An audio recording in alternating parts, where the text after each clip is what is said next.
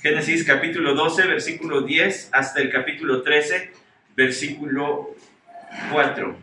Entonces, si ya tiene la lectura de la palabra de nuestro Dios, le voy a pedir que me siga con su vista. Yo traigo la Biblia de las Américas, quizá es un poco diferente de la que tiene usted, pero al final de cuentas el mensaje es el mismo. Y hubo hambre en la tierra y Abraham descendió a Egipto para pasar allí un tiempo, porque el hambre era severa en la tierra. Y sucedió que cuando se acercaba a Egipto, dijo a Sarai su mujer: mira, sé que eres una mujer de hermoso parecer.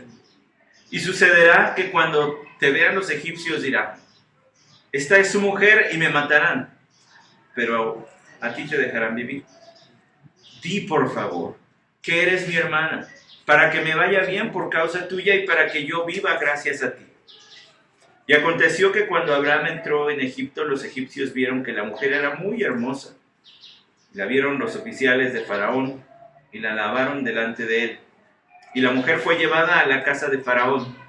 Y éste trató bien a Abraham por causa de ella y le dio ovejas, vacas, asnos, siervos, siervas, asnas y camellos. Pero el Señor hirió a Faraón y a su casa con grandes plagas por causa de Sarai, mujer de Abraham. Entonces Faraón llamó a Abraham y le dijo: ¿qué es esto que me has hecho? ¿Por qué no me avisaste que era tu mujer? ¿Por qué dijiste, es mi hermana, de manera que la tomé por mujer? Ahora pues vete, aquí está tu mujer, tómala y vete. Faraón dio órdenes a sus hombres acerca de Abraham y ellos lo despidieron con su mujer, con todo lo que le pertenecía. Subió pues Abraham de Egipto al Neguev, él y su mujer con todo lo que poseía y con él Lot. Y Abraham era muy rico en ganado, en plata y en oro.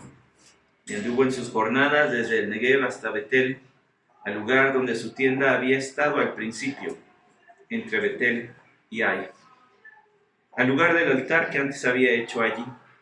Y allí Abraham invocó el nombre del Señor. Vamos a orar.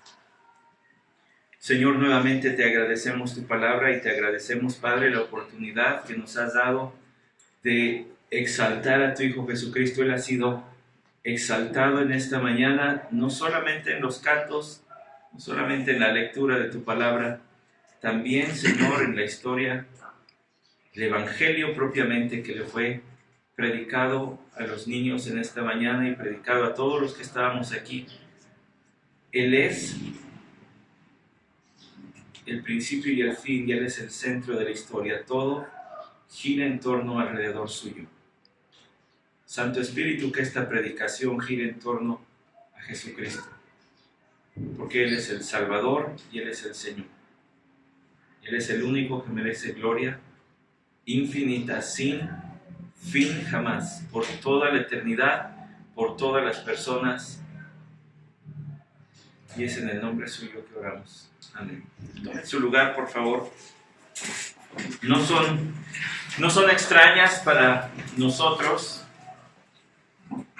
En nuestro país no son extrañas las historias de gente que vende hijos, que vende hijas. Desgraciadamente hay un bajo concepto de la vida en muchos lugares y del valor incluso de la familia. Y leía esta semana la historia de un hombre que literalmente puso a la venta a su esposa y lo hizo por medios electrónicos, y lo más sorprendente es que hubo quien ofertó.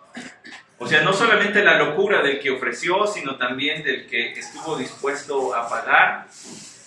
Y cuando uno piensa en Abraham y tras todo lo que hemos estado viendo en el libro de Génesis, el cual es el primer libro de la Biblia, Génesis quiere decir principio, es el primer libro de la Biblia, y este es el primer personaje de la Biblia al que se le dedica bastante tiempo. Hemos visto otros personajes relevantes, pero a este es el primero que en la inspiración de la palabra del Señor, el Espíritu Santo dejó que de este se hablara mucho. Hasta aquí todo el currículum de Abraham había sido bastante bueno. Un hombre que había amado a Dios, o que más bien había sido amado por Dios, y por eso es que él amó a Dios.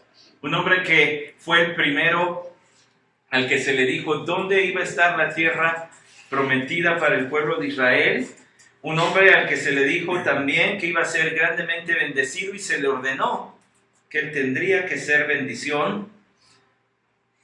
Y todo hasta aquí parecería bueno y bonito, pero la historicidad de la palabra del Señor queda bien en claro con esta primera lección, con esta primera anécdota de un fracaso en la vida de Abraham. Así como vimos a Noé y vimos sus muchas cualidades, también vimos en Noé que cometió pecado. Y eso, como dije, deja bien en claro que este es un libro verdadero de gente verdadera. Dios no escondió las fallas de aquellos que Él escogió para ser sus siervos.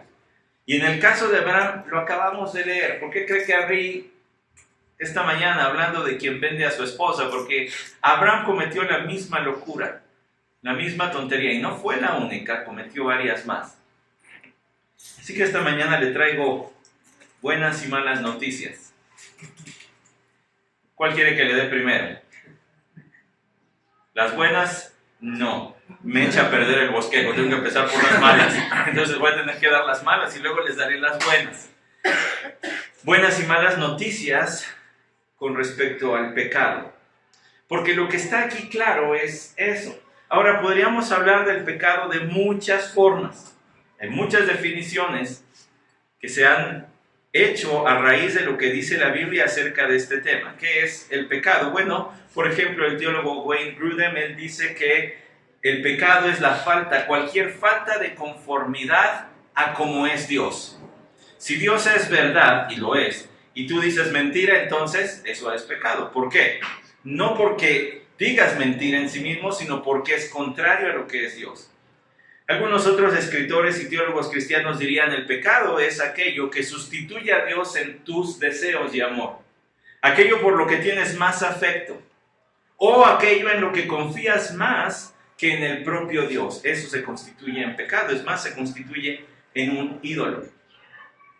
Pecado, podríamos decir, es fallar en ser como Dios es.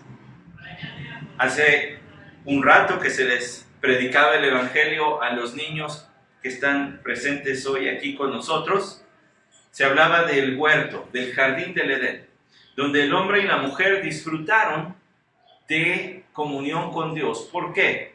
Porque los atributos, las características de Dios que Él decidió transmitir al hombre y la mujer estaban allí, perfectamente intactas. Podían tener comunión plena con Dios. Vivían en santidad. No había pecado que inhibiera la comunión con Dios. Claro, hay otros atributos que Dios no comparte. Hace rato cantábamos uno de ellos. Él es todopoderoso. Él es omnipotente. Él no hizo ningún ser humano omnipotente. Pero sí le hizo amoroso, bondadoso, tierno, amable, como es Dios. Pero cuando entró el pecado en el mundo, Génesis 3, y de ahí corrió a todos los hombres y mujeres, la imagen de Dios quedó dispersa en el hombre, quedó difuminada. Todavía está allí, pero ya no es igual. El pecado, entonces, podríamos decir, sí, es fallar en ser lo que Dios espera que seamos, lo que Dios nos creó para ser. Dios nos creó para vivir en comunión con Él. Dios nos creó para deleitarnos en Él. Es decir, Dios no solamente espera una obediencia inquebrantable, incuestionable de parte nuestra. Espera la obediencia incuestionable, inquebrantable, pero en base a que le encontramos a Él más valioso, más deleitoso que cualquier otra cosa que este mundo pueda ofrecer. Abraham pecó, y al pecar demostró que su fe todavía era inmadura. Dejó de confiar en Dios. Abraham pecó en los versículos que leímos y demostró que aún amaba ciertas cosas más que a Dios mismo. De hecho, se amaba más a sí mismo que a Dios. Y al pecar nos dejó grandes lecciones acerca del pecado, buenas y malas noticias. ¿Por qué no regresa al capítulo 12 de Génesis en el versículo 10, lo que acabamos de leer? Todo iba bien con Abraham, era un hombre que tenía un pacto con Dios, era un hombre que demostraba su fe y su devoción a Dios de manera pública, incluso en lugares donde podría haber sido incluso peligroso mostrar esa devoción. Recuerda, la semana pasada habíamos visto que Abraham llegó hasta la encina de More, versículo 6, y el cananeo estaba en la tierra. El Señor se apareció a Abraham. Lo más posible es que haya sido una aparición de Cristo antes de su encarnación. Y en el versículo 7 dice que Abraham edificó allí un altar. Allí en ese lugar, en el encinar de, ¿cómo dice allí? De More. En el encinar de More, donde muchos iban a consultar adivinos, donde muchos iban a alabar sus propios dioses. Allí Abraham marcó territorio y dijo: aquí voy a adorar al único Dios verdadero. Todo iba bien hasta aquí. Pero las circunstancias le apretaron a Abraham. El agua le llegó hasta el cuello, o más bien la sequía le llegó hasta el cuello. Dice el versículo 10, y hubo hambre en la tierra, y Abraham descendió a Egipto para pasar allí un tiempo, porque el hambre era severa. Note la circunstancia. Era de hambruna. No era cualquier cosa. Se suscitó en el tiempo de Abraham y hubo otras dos hambrunas mencionadas en el Génesis, en el libro de Génesis. Después las podrá usted consultar y las podrá ver, pero hubo otras dos hambres en el capítulo 26 y el capítulo 41 de Génesis. Allí se menciona. Nosotros no conocemos esa situación. Vaya, al menos creo los que estamos aquí no conocemos eso. Hay gente en nuestro país, hay gente en este mundo que sabe hoy de primera mano lo que es una hambruna, cuando no hay que comer, cuando los animales ya tuvieron que ser sacrificados para preservar la vida de los hombres, y cuando también los hombres están en una condición crítica, empezando a comer aquellas cosas que en otro tiempo les serían despreciables. ¿Se acuerda que hubo un hombre así en una historia del Señor Jesucristo? Un hombre que se fue de su casa y vivió perdidamente, gastó lo que su padre le había dado, y cuando se le acabó todo lo que tenía, se puso a cuidar cerdos, lo cual era impensable para los judíos, y allí cuidando los cerdos deseaba comer la comida que en otro tiempo le hubiera sido aborrecible. Si no tenían cerdos, los judíos no cuidaban, no criaban cerdos, menos iban a comer su comida. Pues eso es lo que sucede cuando hay hambre, cuando no hay más que comer. Cuando Jerusalén fue sitiada en el año 70 de nuestra era por los romanos, hay muchas historias de esto, lo puede leer en libros históricos. Hay muchas historias que narran el hambre que se sentía al interior de la ciudad de Jerusalén y cómo los hombres tomaban sus cinturones y empezaban a roerlos para comer siquiera la piel que antes les había servido como simple cinturón. Así que Abraham, junto con su familia, Sarai y su sobrino Lot, no tenía hijos hasta este punto, enfrentan una situación crítica de hambre, y por eso Abraham toma la decisión de irse a Egipto para pasar allí un tiempo, dice la versión que yo tengo aquí. Abraham no tenía la intención de irse a radicar a Egipto. ¿Por qué?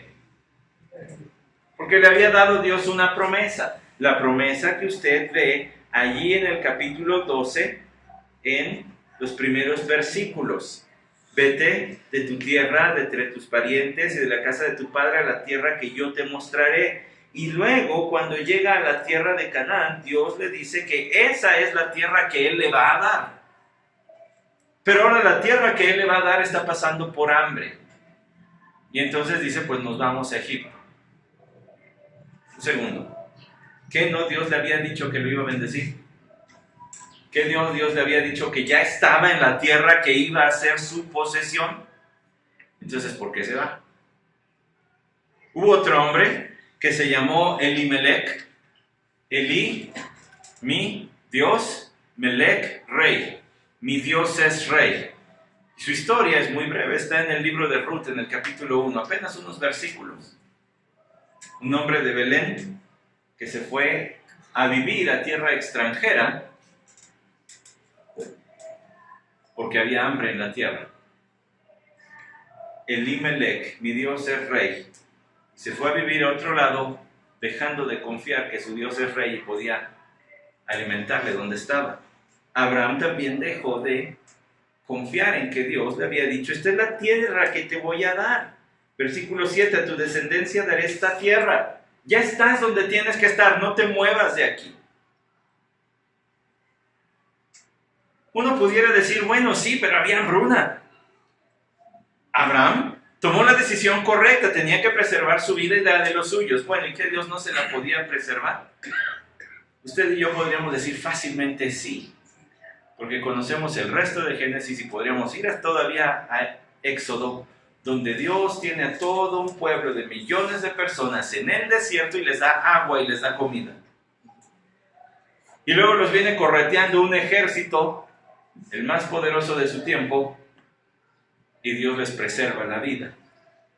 Así que nosotros tendríamos que decir, si pudiéramos soplarle, regresar, viajar en el tiempo y estar allí con Abraham, le podríamos decir, no te vayas, Dios puede, quédate. Es que saben, la mala noticia del pecado, la primera mala noticia del pecado es que a veces se disfraza de lo correcto. Esto es lo correcto, esto es lo que debo hacer.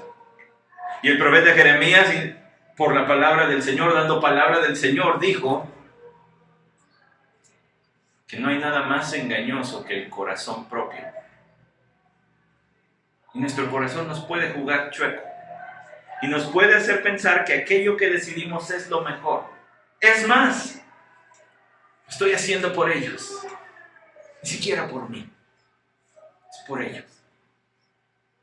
Abraham toma la decisión de irse a Egipto porque el hambre en la tierra era severa. No era cualquier cosa.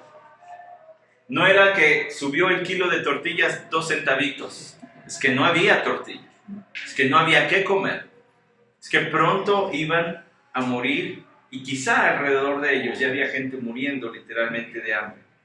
Versículo 11, y sucedió que cuando se acercaba a Egipto, dijo a Sarai, su mujer, mira, sé que eres una mujer de hermoso parecer y sucederá que cuando te vean los egipcios dirán, esta es su mujer y me matarán, pero a ti te dejarán vivir. Bueno, uno podría decir, Abraham ya andaba por los 75 años. ¿Cuántos tenía Sarai? Bueno, se calcula que Sarai debió haber tenido 65 años para este momento. Y todavía dice, estás bien guapa. Sí, ¿por qué? Porque estaban en mediana edad. Abraham murió casi de 130 años, 75 no era nada. Sarai también estaba en edad mediana. Todavía los efectos de la caída no reducían tanto la longevidad de las personas. Recuerdan que eso lo vimos allá en los capítulos 6 al 9, cuando hablamos de Noé. Ahora la edad se va a ir reduciendo. Ya los hombres no van a vivir tantos debido a los cambios climáticos que provocó el diluvio. Allí es donde se acortó el tiempo de vida. Bueno, pero ellos todavía no. Todavía estaban en mediana edad. Estaba estudiando esto y dice que Sarai era una mujer muy guapa de mediana edad. Y yo volteaba a ver a mi esposa y dije, está de mediana edad y está bien guapa. O sea que es buena ilustración de lo que estoy diciendo, si usted quiere tomar nota de eso. Eres una mujer de hermoso parecer y cuando te vean los egipcios van a decir, si esta es su mujer y me van a matar. ¿Por qué? Porque era una costumbre hacer eso. Entre las culturas antiguas, muy antiguas, por ejemplo, entre los babilonios, ¿y de dónde era Abraham? De allí, era caldeo. Y entre los egipcios, si un hombre deseaba la mujer de otro, solamente debía matar al marido y tenía derecho sobre la mujer. O sea que Abraham sabe cómo es la movida, sabe a lo que le tira. Si voy y se dan cuenta que eres mi esposa, me van a matar.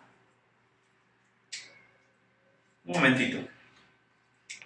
Que no le había hablado Dios hace varios años para decirle, te voy a hacer una gran nación, te voy a dar una tierra.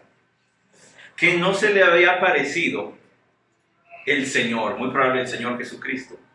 Versículo 7, al ratificarle esa promesa, entonces, ¿por qué tiene miedo?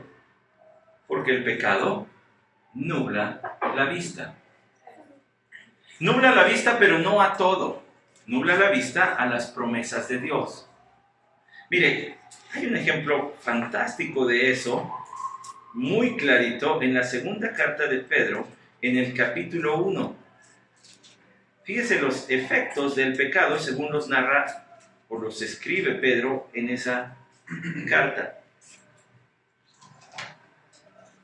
Versículo 5, por esta razón también obrando con toda diligencia añadida a vuestra fe virtud, y a la virtud conocimiento, al conocimiento dominio propio, al dominio propio perseverancia, y a la perseverancia piedad, y a la piedad fraternidad, y a la fraternidad amor, pues estas virtudes al estar en vosotros y abundar no os dejarán ociosos ni estériles en el verdadero conocimiento de nuestro Señor Jesucristo, porque el que carece de estas virtudes es ciego o corto de vista. Es decir, ya no puede ver las cosas eternas, su vida gira en torno a lo que está en esta tierra. Y sabe que Abraham centró su vida en lo que está en torno a esta tierra. Se olvidó de lo que le dijo Dios. No veas con ojos tan feos, Abraham. Es fácil, si uno no tiene cuidado, olvidarse de lo que Dios ha dicho y centrar los ojos en esta tierra. Y entonces las circunstancias, el agua, sentirla hasta el cuello, y empezar a tomar malas decisiones que parecen buenas, pero que en realidad fueron tomadas con la vista nublada por el pecado. Así que Abraham le dice a su esposa, miente. Básicamente es lo que le está diciendo. Di la verdad a medias, porque algo sí es cierto. Sí era su hermana, era su media hermana. ¿Se acuerda del parentesco entre ellos? Si no se acuerda, vaya al capítulo 11. Versículo 27, estas son las generaciones de Taré. Taré engendró a Abram, a Nacor y a Harán. Y Harán engendró a Lot. O sea, Harán era hermano de Abram, por tanto Lot es su sobrino. Y murió Harán en presencia de su padre Taré en la tierra de su nacimiento en Ur de los Caldeos. Y Abram y Nacor, o sea, los dos hijos de Taré, tomaron para sí mujeres. El nombre de la mujer de Abram era Sarai, y el nombre de la mujer de Nacor, Milca, hija de Harán, padre de Milca y de Isca. Y Sarai era estéril, no tenía hijo. Y Taré tomó a Abram su hijo, a su nieto Lot, hijo de Harán, y a Sarai su nuera, mujer de su hijo Abram, y salieron juntos de Ur de los Caldeos en dirección de la tierra de Canaán, y llegaron hasta Harán y se establecieron allí. Entonces había parentesco entre ellos. Era una verdad a medias. Tú miente para salvar mi vida, para asegurar pues que no me vayan a matar. Es mi hermana. Entonces, si les gusta, yo voy a ser su cuñado. No voy a ser su rival, sino su cuñado. Abraham le dice a Sarai, di por favor que eres mi hermana, para que me vaya bien por causa tuya, y para que yo viva gracias a ti. Le pregunto a las esposas que están aquí, ¿qué sentiría si su esposo les dijera, miente, di que no eres mi esposa? Por favor, niega nuestra relación. Olvídate de las serenatas, las cartas, las idas al cine, las comidas. Aquí se trata de salvar mi vida. Y no a ti mi vida, sino mi vida. Tú miente, por favor. Se puede imaginar por un momento, la Biblia no habla de eso, porque no es importante para lo que se nos trata de comunicar a través de este texto. Pero sí quiero hacerle reflexionar un momento en cómo este hombre estaba tan ciego por el pecado que no le importó en nada el cuidado de los sentimientos de su esposa. No le interesó. No le interesó. El valor que tiene ante Dios el matrimonio, a Abraham no le importó. Y seguramente conocía la unión de Adán y Eva. Y como Dios dijo, por esto dejará el hombre a su padre y a su madre y se unirá a su mujer. Serán una sola carne. Y Dios pronunció ese voto sobre ellos. Pero a Abraham no le importó. Lo mínimo que se debió haber ganado es un ¿cómo serás cobarde? ¿Tienes siervos? No, pues te defiendes, pues a ver cómo les toca, pero no me hagas esto. Versículo 14 dice que Abraham en efecto entró a Egipto y aconteció que cuando Abraham entró en Egipto, los egipcios vieron que la mujer era muy hermosa. No sé cómo se diga wow en egipcio, pero algo así han de haber dicho. Wow, está muy guapa. Y versículo 15, y la vieron los oficiales de Faraón y la alabaron delante de él, y la mujer fue llevada a la casa de Faraón. Ojo con ese versículo, es crucial, porque en la providencia de Dios llegaron a un sitio donde había oficiales de Faraón. Seguramente gente que tenía para mantener gobierno y control sobre toda la población. Pero ha de haber sido notorio. Acuérdense que Abraham no iba con Sarai y Lot nada más. Ya era un hombre rico, ya tenía ganados, ya tenía sirvientes, así que llegó una gran caravana. No ha de haber pasado desapercibido. No es que se cruzó la frontera y nada más, sino que llegó con un chorro de gente. Y en tiempos de hambre es lo que sucede. Hay migraciones, hay desplazamientos masivos de personas. Aquí llega un buen contingente, uno grandote, pero entre ellos va una mujer que llama la atención de todos. Y dice que fue no solamente reconocida, la alabaron. No que la hayan considerado una divinidad y se hayan postrado. Lo que quiere decir es que reconocieron mucho la gran belleza de esta mujer. Y aquí cuando dice que fue llevada, tal pareciera que no hubo mucho remedio. Que no fue como si Sarai se le hubiera preguntado, oiga, nuestro rey le gustaría conocerla.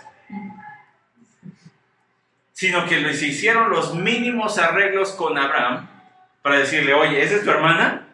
Vénganse todos. Esta tiene que estar en el harén de nuestro rey. Porque era costumbre de los reyes tener harén. Tener no solamente una, sino muchas mujeres y un buen grupo de ellas con el solo propósito de tener relaciones íntimas. Por eso dice, fue llevado a la casa de Faraón. Iba Abraham porque el versículo 16 dice, y este trató bien a Abraham por causa de ella. Y le dio ovejas, vacas, asnos, siervos, siervas, asnas y camellos. Es decir, como dirían mis abuelitos, estaba tratando de granjear a la familia. Hay que quedar bien con el cuñado, hay que ponerlo de este lado, no se vaya a poner loquito y vaya a decir que no. Mejor me lo granjeo, mejor me lo gano. Bueno, la estrategia de muchos, ¿no?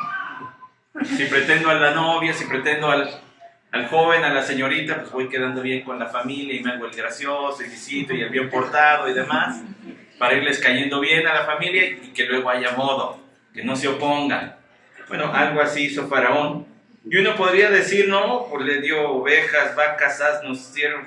¿Y a mí de qué me sirve todo eso? ¿Lo voy a tener que ir a vender por kilo las vacas o qué? ¿Voy a tener que hacer barbacoa de las ovejas? Espere, para un nómada, para alguien que andaba moviéndose constantemente, esto es riqueza. En nuestros días diríamos, bueno, pues unos carros, unas casas, un avioncito, un helicóptero, un palco en mi estadio favorito, una cosa de esa, para que te preste allí, te dé derecho, ¿verdad?, sobre mi familiar. Pero en tiempos de Abraham, esto me gustó como una nota interesante. El comentarista Thomas Constable dice, en tiempos de Abraham, esto representaba gran riqueza. De hecho, tener un camello sería como tener en nuestros días una limusina muy cara. O sea que lo que Abraham recibió sí representaba una gran cantidad de dinero. Porque no nada más le dio unas cuantas cositas, le dio muchas. Aquí hay otra mala noticia. El pecado podría traer deleite, pero solo será temporal. Desobedecer a Dios y no hacer y no ser lo que Él espera de nosotros puede que parezca bonito, puede que parezca placentero, pero solo va a durar un poquito de tiempo. Uno de los descendientes de Abraham, de los muy cercanos descendientes de Abraham, bisnieto de él, se llamó Esaú. Y él era el heredero de la bendición de Dios. Sin embargo, lo tuvo por poca cosa y dijo, ¿y eso para qué me sirve? Y lo cambió literalmente por un plato de lentejas. De ahí viene esa frase proverbial.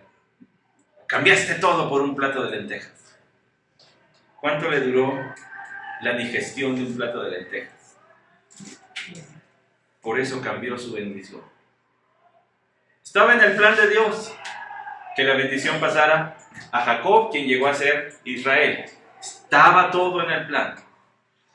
Pero Esaú cambió todo por un plato de lentejas. Abraham desobedeció, desconfió en Dios, traicionó a su esposa, lo cual también era un pecado contra Dios. Y todo le duró muy poquito. Vean lo que dice el versículo 17. Pero el Señor hirió a Faraón y a su casa con grandes plagas por causa de Sarai, mujer de Abraham. ¿Sabe que la frase que está allí, hirió, se podría traducir como golpeó? Asestó un golpe duro, así como el que le acabo de dar a la bocina aquí atrás. Asestó un golpe duro. Dios dice, el Señor hirió a Faraón con grandes plagas a causa de Sarai. Dios es un buen esposo. Abraham no lo fue, al menos no en ese momento. Pero Dios sí tenía el cuidado de Sarai. Abraham en este punto es un terrible esposo. Anótenlo, esposos. No vender, intercambiar, negar, rechazar a mi esposa, nunca jamás.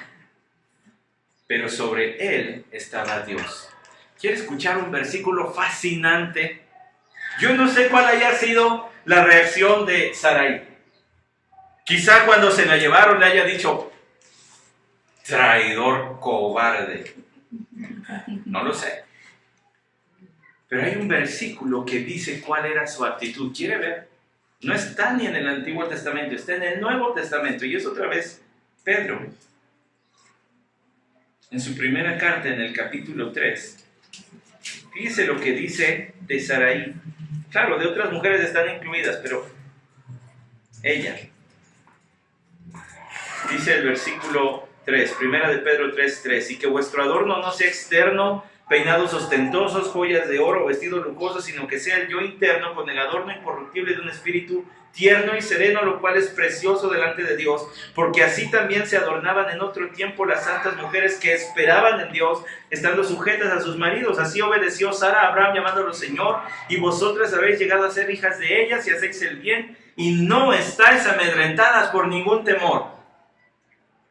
Por cierto, este texto no prohíbe el arreglo femenino. Dice que la prioridad está en la virtud interna, pero no prohíbe el adorno femenino, sino que la prioridad debe estar en cultivar las virtudes que aquí se mencionan. Una de ellas en específico dice, esperaban en el Señor. La confianza en el Señor elimina los miedos. Dice allí, esperaban en el Señor, y dice, sí, y ustedes llegarán a ser hijas de ella, de Sara, quien tenía fe, y quien en Hebreos 11 se menciona como una mujer de fe. Dice, si hacéis el bien y no estáis amedrentadas por ningún temor.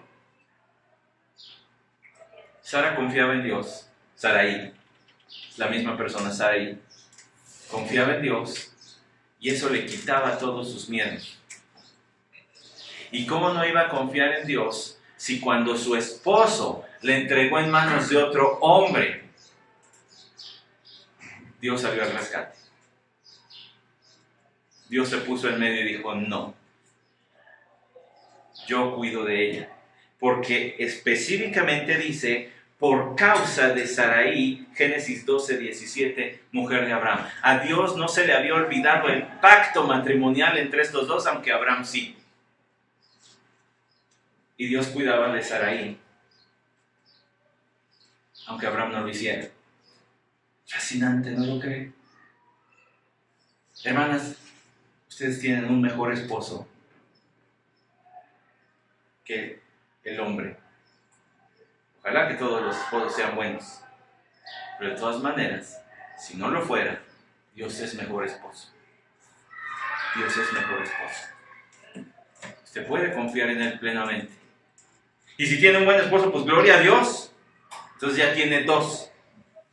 Uno humano, limitado en sus capacidades, y tiene uno divino, ilimitado en poder y en amor. Dios salió al rescate de Sarai golpeando la casa de Faraón y mire lo que sucede. Le dice Faraón en el versículo 18 a Abraham, le reclama, ojo, Faraón no es creyente, no conoce a Dios.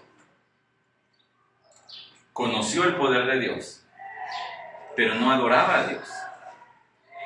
El pecado siempre trae culpa y vergüenza. Por un momentito trae placer, pero luego va a dejar culpa y vergüenza. Vean lo que sucede. Es el impío el que le recrimina al creyente. Le dice, ¿qué es esto que me has hecho? ¿Por qué no me avisaste que era tu mujer? Parece que tiene mayor moral y valores el egipcio que Abraham. ¿Por qué no me dijiste? Me hubieras dicho, hubiera respetado. Tal parece que esa actitud está implícita allí. Me hubieras dicho y en paz, mano. ¿Por qué dijiste es mi hermana? De manera que la tomé por mujer. Ahora, cuando dice la tomé por mujer, no implica necesariamente que ya hubiese tenido relaciones íntimas con ella, sino simplemente que la había hecho parte de su grupo de mujeres, y lo más probable es que no haya tenido relaciones con ella porque pasaban, aquellas mujeres que eran tomadas para formar parte del harén de los reyes, pasaban por un proceso de preparación, donde aprendían no solamente las costumbres y modales, sino aún su preparación física, eran llevadas a baños especiales y demás. O sea que no estaban teniendo relaciones íntimas, solamente dice, pues ya la hice parte de este grupo, ahora pues aquí está tu mujer, tómala y vete. De alguna forma, Faraón pudo relacionar las plagas con la presencia de Sarai. Quizá Dios se lo reveló. O quizá de alguna forma, Sarai estaba protegida de todos los males que vinieron sobre la familia y sobre Faraón. Y se dieron cuenta, ella está libre, entonces ha de ser su Dios o algo así. Versículo 20, y Faraón dio órdenes a sus hombres acerca de Abraham, y ellos lo despidieron con su mujer y con todo lo que pertenecía. Como si Faraón, fíjense el acto tan humillante, después de que lo recibió con muchos regalos, con una fortuna en regalos, ahora le dice a su gente, llévenselo. Yo ya ni siquiera quiero estar cerca de este, llévenselo. Le dio órdenes a su gente y ellos se lo llevaron y lo despidieron con su mujer y con todo lo que les pertenecía. Todavía habían llegado a ser más ricos de cuando entraron a Egipto. Todavía más ricos. Le quiero recordar que Dios había dicho a Abraham, bendeciré a los que te bendigan, y al que te maldiga, maldeciré. Y serán benditas en ti todas las familias de la tierra, y te bendeciré. Dios estaba dando las promesas a Abraham, a pesar de que él no estaba a la altura de la persona que debía ser. De este iba a salir una nación, un país completo que iba a adorar al único Dios verdadero. Pero no estaba viviendo a la altura de eso. Sin embargo, Dios sí. Mire lo que dice el Salmo 105, versículo 8 al 15. Para siempre se ha acordado de su pacto, está hablando de Dios, de la palabra que ordenó a 1000 generaciones, del pacto que hizo con Abraham y de su juramento a Isaac. También lo confirmó a Jacob por estatuto, a Israel como pacto eterno, diciendo, a ti te daré la tierra de Canaán como porción de vuestra heredad, lo que dice Génesis 12. Y vagaban, cuando eran pocos en número, muy pocos y forasteros en ella, y vagaban de nación en nación, como a Egipto, y de un reino a otro pueblo, él no permitió que nadie los oprimiera, y por amor a ellos reprendió a reyes diciendo, no toquéis a mis ungidos, ni hagáis mal a mis profetas. Está hablando de lo que nosotros estamos diciendo en Génesis 12. Dios no permitió que mataran a Abraham por su esposa, no permitió que mataran a Abraham por su mentira y todos los males que le provocó al rey de Egipto, ni tampoco permitió que Sarai fuera tocada o puesta en peligro su vida o puesta en peligro su integridad como mujer al tener relaciones con otro hombre. Dios no lo permitió. Por fin llegamos a las buenas noticias. Las buenas noticias del pecado. Es que el pecado no puede desviar ni obstaculizar los propósitos divinos. Dios siempre va a ganar. Siempre va a sacar el bien del mal. Otro descendiente de Abraham fue vendido por sus hermanos, fue llevado como esclavo y estando en Egipto, cuando vino la otra hambruna, la que menciona el capítulo 40 y tantos, estando allí, José fue el instrumento para que el pueblo de Israel no muriera de hambre, sino que floreciera bajo el cobijo del imperio egipcio hasta que fue tiempo de Dios para sacarlos de allí. Y lo que José dijo a sus hermanos es: ustedes me vendieron para hacerme el mal, pero Dios lo ha encaminado todo para bien. Los propósitos de Dios no pueden ser detenidos por tus errores, ni tus pecados, ni los de otros. Piensen esto. Si los propósitos de Dios pudieran ser tergiversados por nuestras acciones, Dios no sería Dios, nosotros seríamos Dios. Que nosotros mandaríamos el destino y nosotros dirigiríamos el futuro de nuestras vidas. Ahora, no estoy diciendo que esto sea una razón para vivir como se nos dé la gana y condonar el pecado y olvidarnos de lo que Dios quiere de nosotros.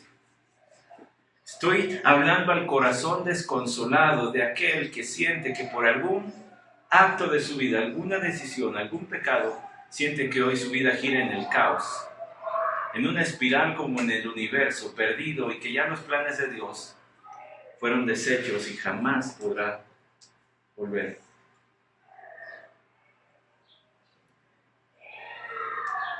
Y quizá aquí hay más de uno que se siente así.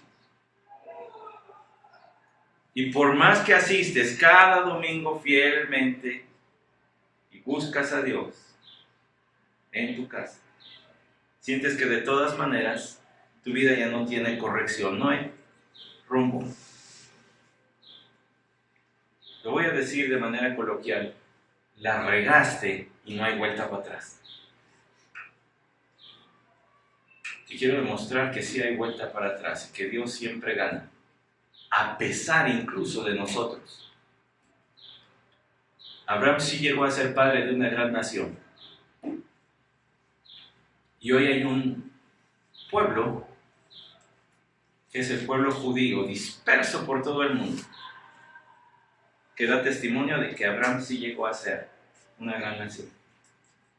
Hoy hay un país pequeñito, una tripita, que se llama Israel. Y es parte de la tierra que Dios le prometió a Abraham. Y todavía está por cumplirles todo lo que les falta, que Dios les cumplió. Los propósitos de Dios siempre se llevan a cabo. No deja de haber vergüenza y culpa. ¿Se imagina? Mira lo que dice el versículo 1 del capítulo 13. Subió pues Abraham de Egipto al Negev, él y su mujer, con todo lo que poseía, y con él Lot.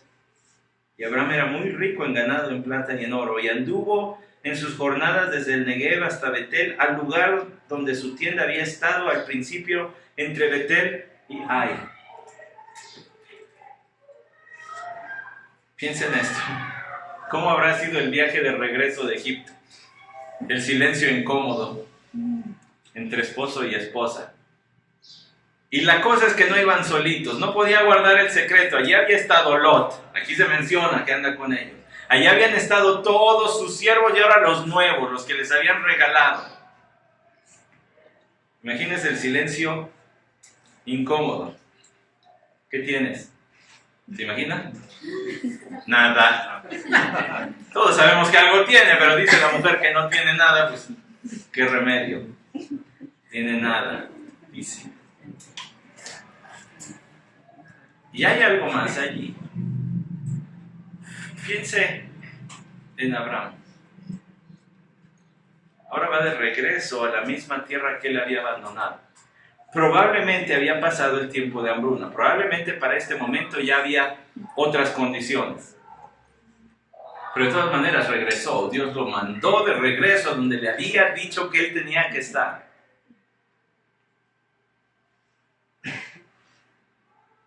Era muy rico en ganado, en plata y en oro. Aunque Abraham fue infiel, Dios permaneció fiel. Te dije que te iba a bendecir. Versículo 3. Regresó al lugar donde su tierra había estado, entre Betel y Ai. Versículo 4. Al lugar del altar que antes había hecho allí, y Abraham invocó el nombre del Señor. Ahora Abraham es otro hombre. Porque ahora Abraham viene a invocar este nombre de este Dios que le ha hecho tantas promesas, pero al cual él ha traicionado. Su peor traición no fue la que hizo a su esposa. Su traición empezó cuando dejó de confiar en Dios y eso lo llevó a otros pecados. Y ahora tiene que regresar al mismo lugar, al mismo altar donde un día había proclamado. ¿Recuerdan la semana pasada? Decíamos, muy probablemente predicado. Les decía a todos, ¡hey, yo conozco al Dios verdadero! Los dioses de ustedes son idolillos, yo tengo al Dios verdadero. Y ahora tiene que regresar humillándose ante este Dios verdadero, a decirle, sí, la regué. Pero sí hay vuelta atrás, ¿verdad? Pero las cosas no han cambiado, ¿verdad? Entre tú y yo. Las promesas siguen intactas, ¿verdad? Hubo otro descendiente de Abraham. Hoy he hablado de varios, ¿no? Hubo otro descendiente de Abraham que contó una historia. Historia que yo mencioné hace rato. Él dijo, hubo un hombre que tenía 2 hijos. Y uno de ellos le dijo, Padre, dame la parte de los bienes que me corresponde. Y fue y vivió perdidamente y gastó todo. Y luego cuando ya no le quedó nada, estaba tan lejos de su casa que estaba en un lugar donde sí criaban puercos. Y allí solicitó trabajo para criar puercos, lo cual era impensable, mucho más para un hombre rico como él. Y no solo eso, pidió trabajo y deseaba comerse el alimento de los cerdos. Y estando allí dijo, ¿pero qué estoy haciendo aquí? Mejor voy a regresar a mi padre. Le voy a decir, Padre, he pecado contra el cielo y contra ti. Ya no soy digno de ser llamado tu hijo. Hazme como uno de tus esclavos. Así que cuando se regresó, su padre lo vio de lejos y corrió a él y lo besó muchas veces y dio orden, vamos a hacer fiesta porque hoy ha regresado mi hijo. Cuando el otro hijo escuchó que su hermano estaba allí y había fiesta, dijo, ¿por qué? Yo he estado aquí y tu hijo se fue y gastó en esto y en esto. O sea, sí sabía dónde andaba su hermano, pero no hizo nada por él. ¿Y por él sí haces fiesta? Ese otro descendiente de Abraham se llama Jesús. Él contó esa historia. Y la contó en medio de un público que se sentía demasiado bueno para necesitar ser perdonado por Dios. Que veían con menosprecio a los otros y decían, estos bolas de pecadores, pero yo no.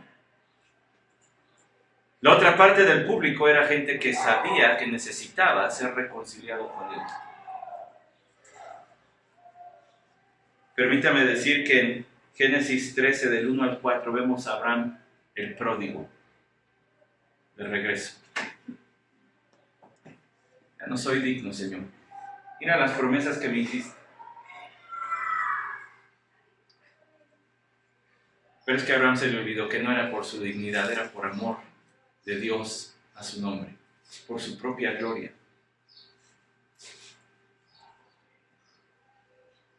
Y hoy hay un camino de regreso, que no es la senda que va de Egipto al Negev y de Negev a Betel. El camino se llama Jesucristo. Él dijo: yo soy el camino. Nadie viene al Padre si no es por mí.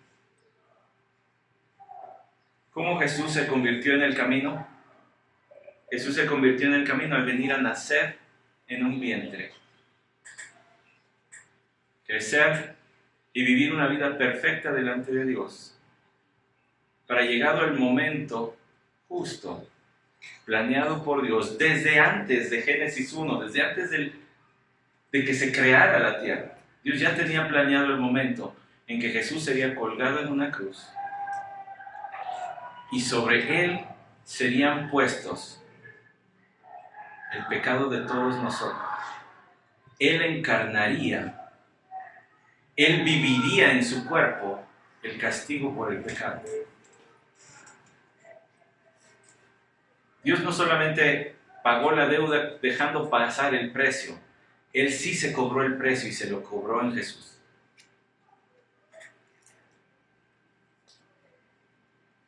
Y al morir, Jesús dijo: consumado es. Se acabó. No me acabé, no acabaron conmigo. Dijo: se acabó. El precio, el pago que había que hacer por los pecados, ya lo pagué, ya lo hice yo. Fue puesto en una tumba el viernes por la tarde y al tercer día, el domingo por la mañana, resucitó. Y cuando resucitó, por el poder del Espíritu Santo, al tomar en su propia vida, demostró ser el Hijo de Dios y la promesa de salvación para todo aquel que cree en él. Para todo aquel que se sabe culpable, como Abraham,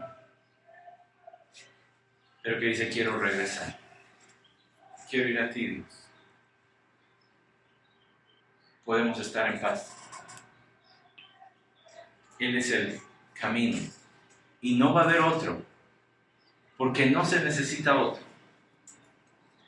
para que todo aquel que en él cree, deposita su confianza. Tú tomaste mi lugar para ahora darme tu lugar como hijo delante de Dios, entonces lo puede hacer.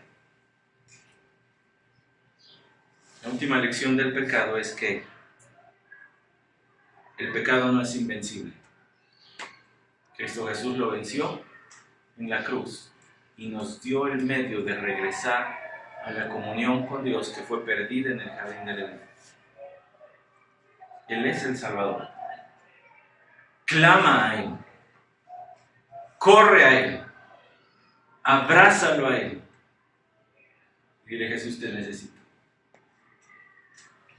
Llévame de regreso a casa, al Padre. Creo en ti. Es todo lo que se necesita. Está mi vida. Creo en ti. Padre, te agradecemos por tu palabra. Gracias porque tu Hijo Jesucristo es el Salvador. Y no hay otro, porque no se necesita otro. Él consumó el castigo, dejando así el camino marcado.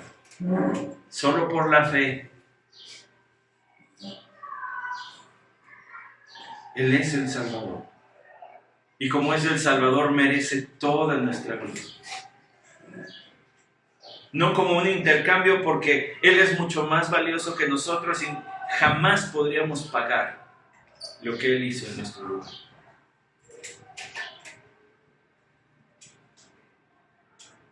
Pero sí como una ofrenda viva. Un sacrificio que en lugar de entregarse con muerte, se entrega con la vida misma diariamente. Señor, tu brazo no se ha cortado para salvar. Salva hoy. Salva hoy. Es un ruego que tenemos. Y recibe también nuestra gratitud y sea alabado por enviar al Salvador, al Cordero, tu Cordero que quita todo pecado del mundo. Que a este Cordero sea la gloria por los siglos de los siglos, porque solo Él lo merece. Amén.